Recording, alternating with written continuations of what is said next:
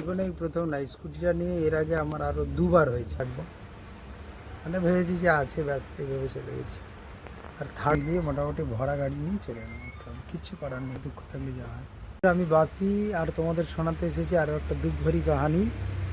তোমরা দেখছো, বাপি বলছি, দেখতে থাকো।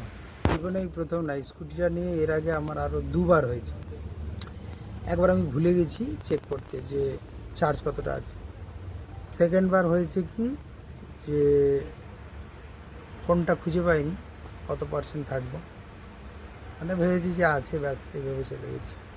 আর থার্ড বার আজকে হলো, দেখে গেছি 31% চার্জ। 31% চার্জ মানে আমার চলবে প্রায় 17 থেকে 18 কিলোমিটার। এবার আমি যাব আমার 5 5 10 10 3 13 কিলোমিটার।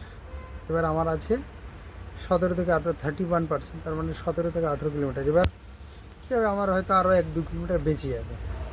সেই জায়গায় আমি গেছি বাজারে, মাল লোড করেছি, আমার কত 6.5 কিলোমিটার হয়েছে, ব্যাস চার্জ ভিজে উঠবো, আর কোনো চার্জই নেই।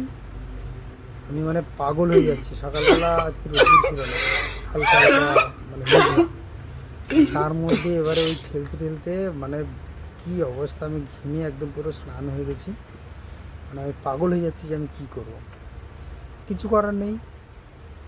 হেল্প রাস্তাঘাটে কে আমাকে দেবে, এই হেল্পের কোনো বালাই নেই। ঠেলতে ঠেলতে মাঝখানে একবার এক জায়গায় বসলাম, একটু হাওয়া চলছিল, তো একটু হাওয়া টাওয়া খেয়ে আবার আর ওই ভিআইপি রোড, ওখানে দাঁড়ানোও যায় না, এত পরিমাণে গাড়ি যায় কানের পাশ দিয়ে, মানে দাঁড়ানোই যায় না। তো যাই হোক, আফটার অল আজ পর্যন্ত চলে এলাম, উপায় কিচ্ছু নেই।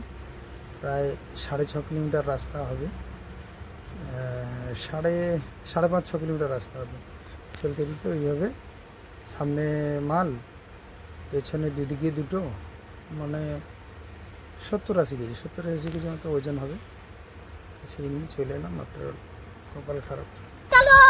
যাই হোক বন্ধুরা, আজকের ব্লগটা শেয়ার করলাম, তো দুঃখ ভরি কাহানি।